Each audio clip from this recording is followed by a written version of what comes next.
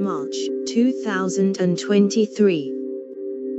UK plan to house migrants in barracks and barges is condemned as cruel and unworkable.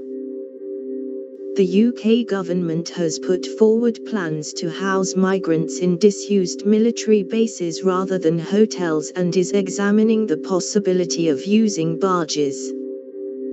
In controversial proposals that have further inflamed tensions over immigration.